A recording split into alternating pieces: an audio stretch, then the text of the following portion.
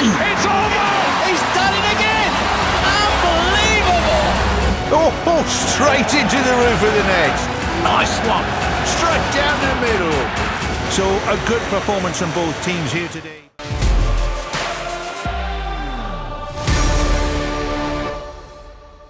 Hi, you're watching Sports This Week. I'm Rupha Ramani and I'll bring you up to speed with all the top sporting stories from the week that was. And we'll begin, of course, with the big one. India's women lifting the ODI World Cup. It was a spirited display that really brought a whole country to its attention. How did they cross the line?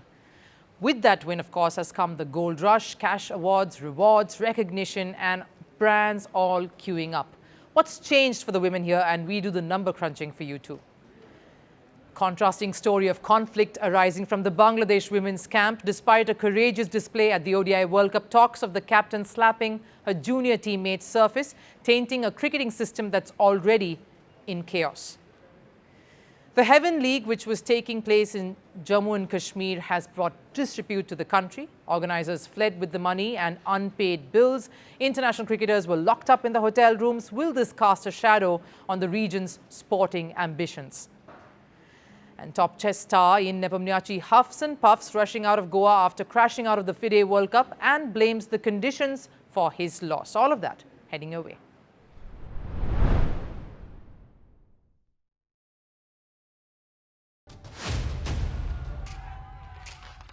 We dreamt of this moment so much. We all as a team also together dreamt it. This actually happened, that kind of feeling. This is the proudest moment of my life. What I wanted to see, that star on the jersey, it's now come true.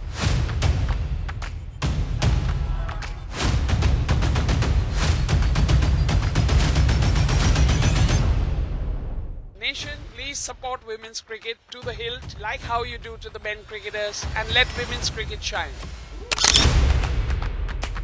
You often hear the phrase manifested.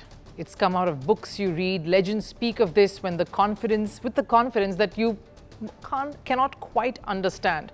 But when you do, when you actually suspend your disbelief and just take that leap, miracles do happen. Well, that's not to say winning the World Cup here was a miracle for these women. They deserved it, like they did back in 2017. But it was miraculous to see it all come together nevertheless. They silenced everyone who trolled them, who told them they weren't meant for the big stage, who couldn't handle pressure, who thought the D.Y. Patil Stadium would do for a World Cup final. Tucked away on a highway, at a ground in the middle of two cities, these women made history. And the reason is because they manifested this. Each and every single one in that dressing room made this moment come alive for all of us who witnessed it from our homes, from the stadium, from different parts of the globe. This was a moment to remember, and we bore witness to it all. Of course, Harmanpreet, right after that World Cup triumph, exiting the stadium in rock star manner. That's exactly what we want to witness, and that's what we were held to when all these scenes of celebration erupted in that D.Y. Patil Stadium. In fact, right earlier this morning, that was Harmanpreet Kaur, and that message says it all from her, from a world champion, the captain of the Indian cricket team, to everyone else. Let me take you through how all of this happened. The manifestation of this moment took place one by one. We'll start with Harmanpreet Kaur, the captain, the one who tried her best ever, every single edition that she represented India for. Even scored a mammoth 171 in the 2017 World Cup edition and still ended up falling short. But that's the beauty of sport. It cannot be just one person pulling the weight of expectations, more so in a team sport like cricket. Just one knock or one magical spell just won't do. Harmanpreet's tactical change, for example, in the final last night, bringing on a young Shafali Verma to bowl, an act that would backfire 9 out of 10 times, did not last night. You could hear the commentator remarking how incredulous the moment was. A World Cup final at home in front of a packed house. The opposition beginning to find its rhythm with their captain Laura Woolward in control, and out comes not even a part-time bowler. And Shafali gets the breakthrough right after those words are heard. It's as if the Indian women out there were trying to prove every single person wrong. She sent two of the most experienced Proteus hands back, Sunelise and Marizan Cup. They were back in the hut. That's manifestation. Harmanpreet and Shafali envisioned the moment and executed it to perfection. I said at the start that God has sent me here to do something nice, and that reflected today. I saw Shefali, and the way she batted earlier, I just knew it was her day. My heart said, give her one over. I went with my gut and that over changed everything for us. You look at India's campaign this time, they did not play bad cricket in their losses. But they did falter at key moments right through their campaign, particularly in the group stages. Something that had recurred in the past for them too. Smriti Mandana's duck or Deepti Sharma's no ball. These are moments that will haunt you. Like they did Jemima Rodriguez. The thought of having had to miss out on a World Cup entirely, the thought of not scoring the runs your team wants you to, these thoughts can tear down the very best. And that's when it's not your skill or your talent that comes to your rescue. It's just that mental strength to prove everyone wrong. Your mind telling you to stay in the moment and play it out on merit, your merit. That's what makes all the difference between what could have happened and what could have been and what actually did.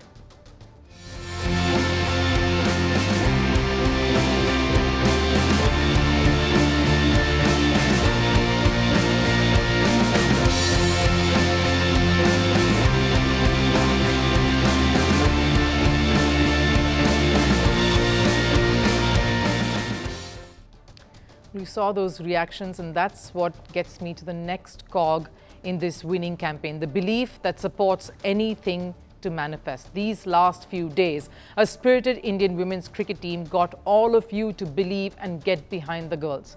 That the month of November need not necessarily be one just of heartbreaks, that these women can rewrite a past so fractured and tormented, especially for them, into a golden moment for the sport itself. Inspirational stuff. All of you staying on till way past midnight to see the women celebrate the way they did and do the unthinkable is again proof of this.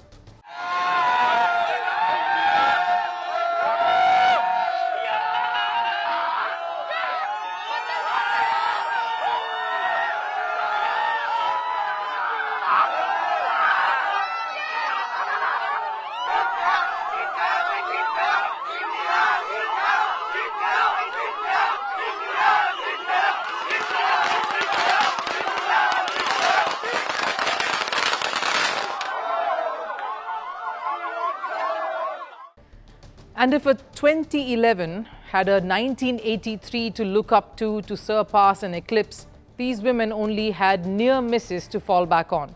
The only thing they could pull strength from was their own hunger, the tears and anguish of their predecessors. So imagine how touching it was to see these young girls bringing in all the former cricketers who were present at the stadium in the various commentary boxes together. Mithali Raj, Jhulan Goswami, Reema Malhotra, Anjum Chopra all came in to celebrate with this bunch of women. That this trophy was as much theirs as it ever will be. They paved the way for this iconic chapter to unfold. That has clearly changed women's cricket now forever.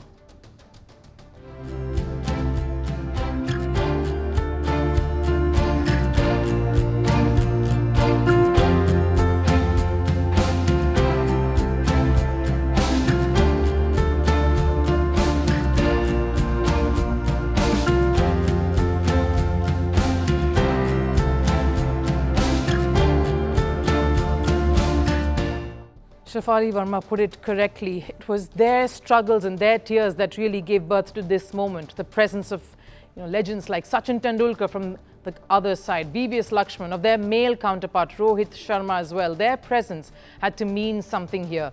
That this was serious business and everyone believed in them. That the women were poised to do the impossible. That's what it told. An injured wheelchair-bound Pratika Raval who had to stop her journey in this World Cup, coming out to celebrate with her teammates.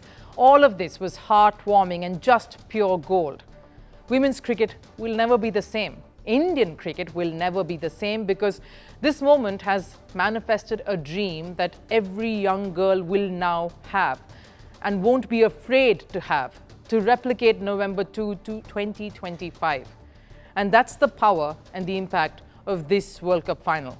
It has set the benchmark for a whole new generation to aspire to eclipse and overhaul.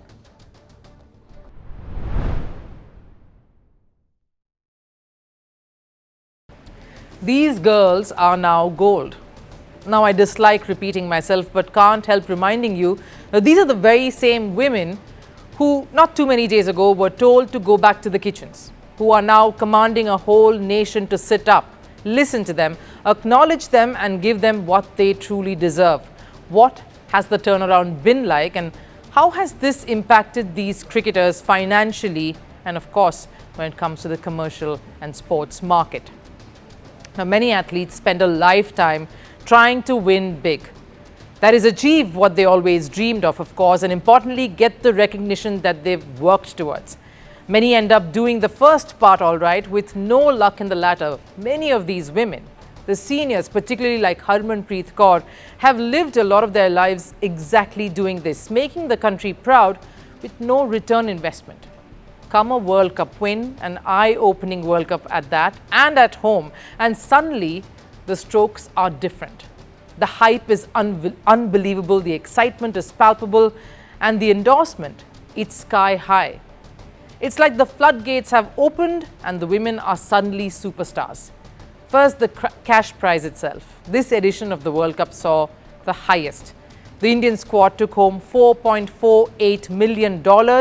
And guess what? The Indian Cricket Board gave a separate cash award to the winning team, an amount more than the winner's cheque of $6 million.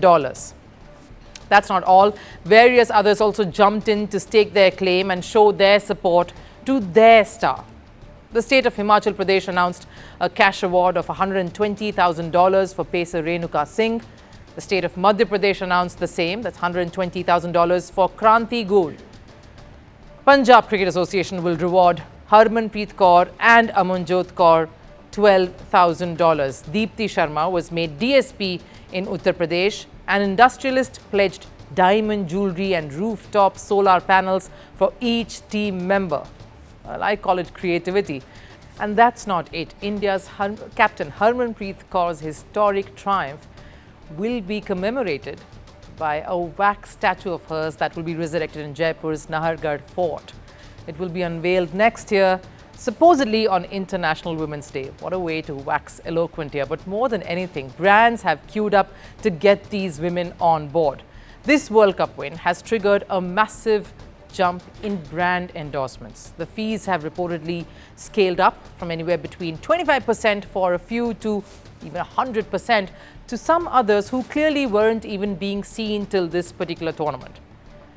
A lot of the stars of this campaign is what the focus is on, primarily the captain and vice captain, of course, and of course some breakout stars and top performers who would see a 30 to 50% jump in endorsement fees, with emerging players, of course, moving into the higher fee brackets. Now, what this clearly is telling us is that these women stars, who apparently were just good enough to sit at home not too long ago, are now commercial assets, capable of being a brand, of being the face of campaigns. A World Cup that was topsy-turvy, an emotional roller coaster ride for these women, has now resulted in a deluge of offers, people all lining up, fee negotiations and renegotiations and more. Here's the truth though, despite all this, despite this gold rush and the recognition, the words of praise that's being heaped and all the attention that's being trained on them, the gulf between men's and women's endorsements when it comes to cricketers still remain very wide, bigger than you can imagine. Now, while for many of us who've watched some of these women for many years, the overwhelming feeling is this is about time. But for many who are studying the industry and who are probably aware of the cycle when it comes to these moments, these episodes, it very well could be a post-win buzz. The whiff of a newly minted champion, the first especially for women cricket. How long will that aura last? That doesn't depend on these women. It doesn't depend on these athletes who have repeatedly kept their end up of the deal. That just depends on us, how we view their commercial worth, not today, not tomorrow, but in the years to come. On the many brands out there, will they continue to see these players for all that they stand for? Not just this particular triumph, but also the struggles and the obstacles that they've had to endure and overcome to get here. Of fighting against the tide constantly, that's what I want to leave you with.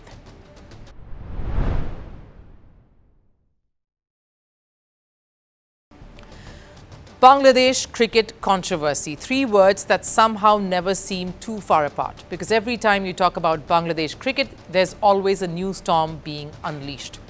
A new headline, a new scandal, and this time it's their women's team that's at the center of it all. After a courageous stint at the Women's World Cup, Bangladesh cricket should have been celebrating progress, should have been celebrating the women. The girls may not have gone the distance, but they showed a lot of fight. Instead, it's been struck by allegations, and not just anything. This one is rather uncomfortable. The captain of the side, Nigar Sultana Jyoti, has been accused of physically assaulting her own teammates. The fact that such an accusation exists tells you just how fragile the system is, because it isn't just the women's team under pressure here, it's the entire sporting system of the country. A reflection of a nation struggling with political and social turmoil. Now, we often say keep politics out of sport, but in the 21st century, that's impossible. We saw it with Pakistan, and now we're seeing it with Bangladesh. Because the chaos didn't start on a cricket field, it started with the ouster of Sheikh Hasina, the country's longest-serving prime minister.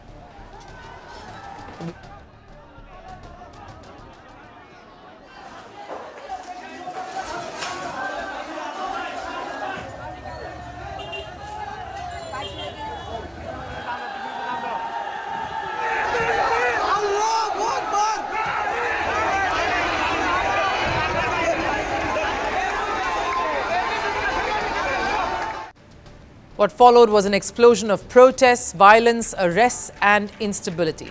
The heavy sense of unrest that exists in the country seems to be mirroring itself in cricket. The latest flashpoint, of course, is Nigar Sultana. Veteran bowler Jahanara Alam, who has 108 wickets to her name, seems to be spilling the beans on her colleague and captain.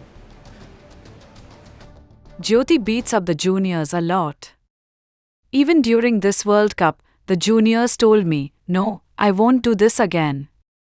Then I'll have to get slapped." I heard from some people I got beaten up yesterday. Even during the Dubai tour, she called a junior into the room and slapped her.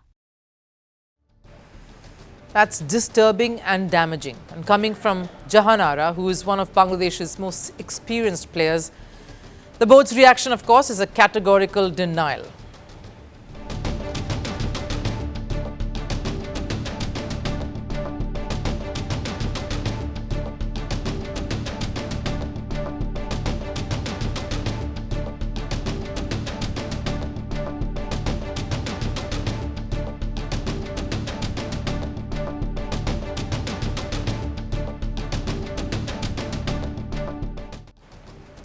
Maybe they're right, maybe it's all false. But here's what's definitely true. The timing couldn't be worse, because the women's team was finally starting to make a mark. They didn't qualify for the World Cup knockouts, yes, but their performances showed guts. Against Sri Lanka, lost by just 7 runs. Against South Africa, just 3 wickets. Moments that showed heart, hunger, hope.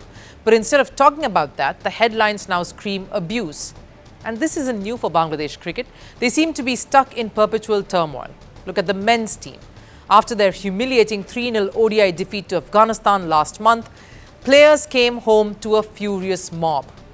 They were booed at the airport, heckled by fans, their cars attacked.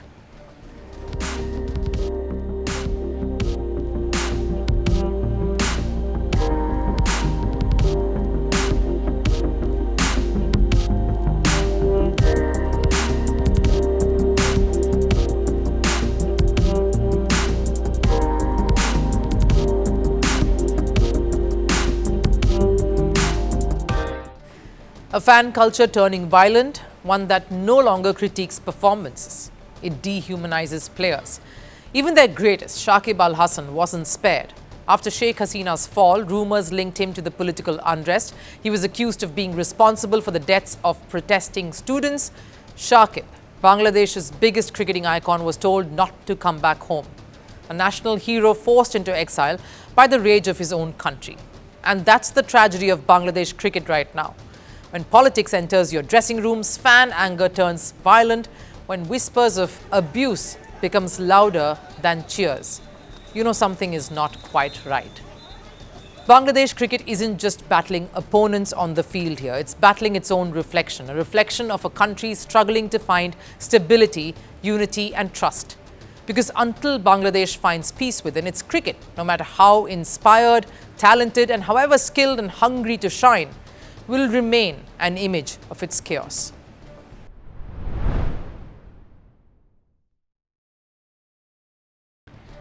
They called it the Heaven Premier League, a cricket dream born in the mountains of Jammu and Kashmir, an event that promised hope, revival and a rare event. International cricket stars lighting up one of the most scenic regions in the world. But what began as a fairy tale has now descended into a full-blown nightmare.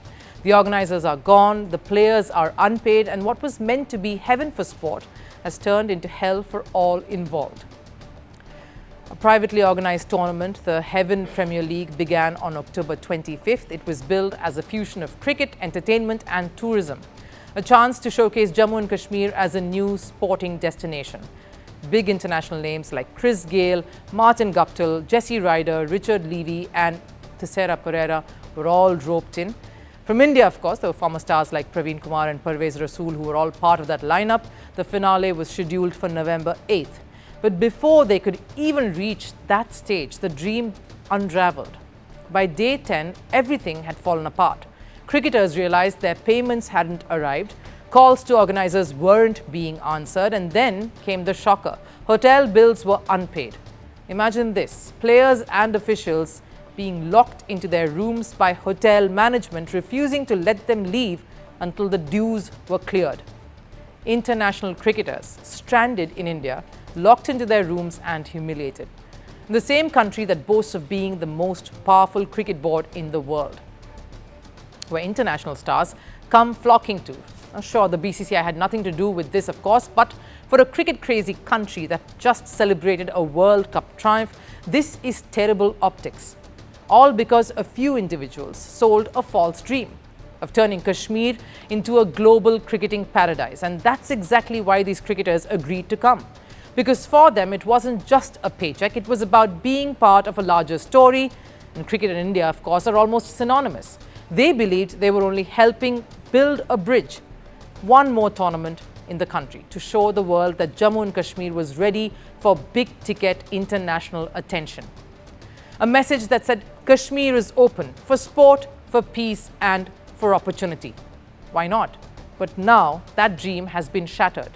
Credibility crushed, trust broken, and the damage irrevocably deep.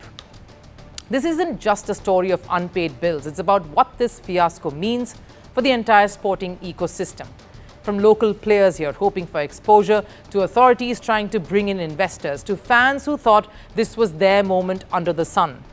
Everyone has been let down. This was Kashmir's time to shine, a tournament post-Pahalgam that was to symbolize something more than just cricket. And that leads to the question that must be asked, where was the oversight? How did a league featuring global icons get greenlit without basic financial checks in place, verified contracts or payment guarantees? Was it greed or was it negligence? Or was it just a desperate attempt to grab the headlines and at any cost?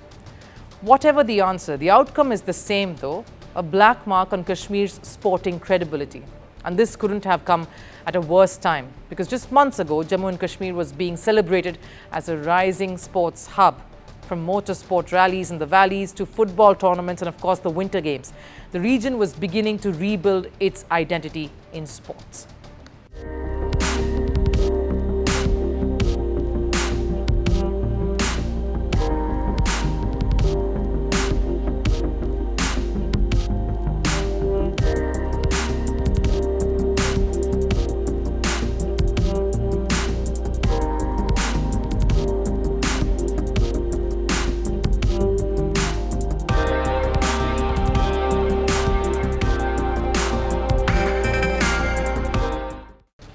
You could see a sense of optimism, and of course there was momentum as well. That momentum has hit a roadblock here.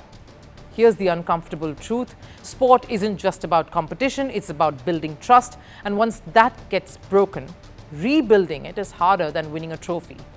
The Heaven Premier League could have been the start of something extraordinary. Instead, it's become a cautionary story of what happens when there is no accountability. The Valley has waited for its moment for years, and clearly this wasn't the image it wanted to promote. Paradise deserves better, and so do the players.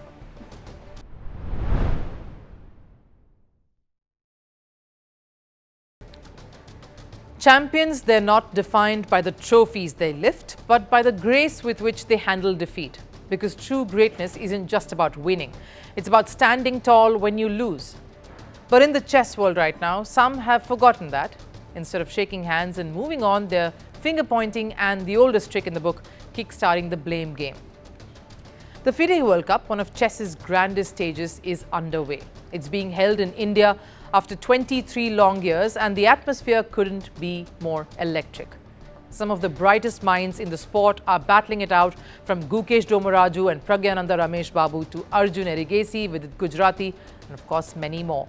But amid the brilliance, one player's meltdown has now taken center stage. World rapid champion Ian Nepomniachtchi, one of the biggest names in world chess, suffered a shock exit. He was defeated by Indian Grandmaster Deeptayan Ghosh, a name not many in the West talk about, but one that just made history. And instead of taking it on the chin like a true champion should, Nepo stormed out. He didn't just leave the venue, he checked out of his hotel within the hour and later launched into a tirade against India itself.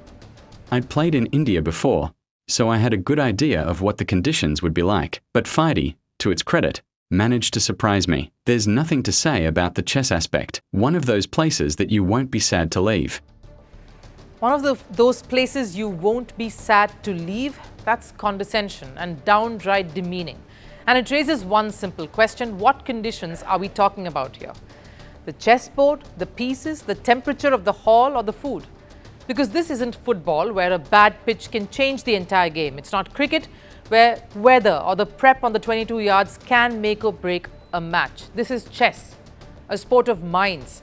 The only conditions that matter here are your focus and your form. So why blame an entire country when you were simply outplayed? And here's the thing, this isn't an isolated tantrum. We've seen this pattern play out before. Ever since Gukesh stunned the world and became the youngest ever world champion, the Western chess establishment hasn't stopped downplaying this Indian's achievement and India's success. From Magnus Carlsen casting Aspersions to Hikaru Nakamura and Fabiano Caruana subtly questioning the system itself, there's been a quiet resistance and a refusal to accept that the balance of power has indeed shifted.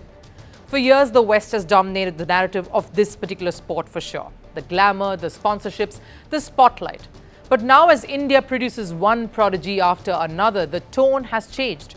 Criticism instead of congratulations, excuses instead of admiration, and Nepo's reaction, it's the loudest echo of that mindset. Let's call it what it is, a pity game. Because when the results don't speak, the excuses only get louder. But contrast that attitude with another example from a completely different sport. Just a few weeks ago, during the Women's World Cup in India, Australia's cricketers faced something truly unfortunate. We know of it, and it left them shaken and disturbed. It could have derailed their mindset, their rhythm going into this tournament, and yet when they lost in the semi-finals, they didn't blame anybody. They didn't question the conditions. They didn't call India one of those places. The Australian captain said this instead. India got themselves over the line, which is really cool, and it's great for the global game. So, from that perspective, it was an amazing experience, but obviously sitting here a little bit disappointed, and it'll haunt me for a little while, that one, but that's okay. That right there is what champions do. They look inwards. They see the bigger picture. They understand that sport is about growth, not grudges. But sadly, that's not the lesson Nepomniachtchi seems interested in or taking away from this. His words aren't just bitter, they're dismissive of a nation that's fast becoming the new capital for chess. A country producing world beaters faster than ever before, training infrastructure that's world class, and fan engagement that's redefining what chess means to the mass. So when a player like Nepomniachtchi lashes out, it's not India's problem, it's the insecurity of the West rearing its head again. And while the West debates conditions, India is busy producing the next champion. While some storm out of hotels, our youngsters are strolling into history books. So while Nepomniachtchi is going about blaming the conditions, India is creating the right conditions for the future of the sport itself. Want the facts? The latest developments? News that gets straight to the point. Well, we've got all three just for you. This is Firstpost Live, a brand new show, your window into what really matters. Don't miss it.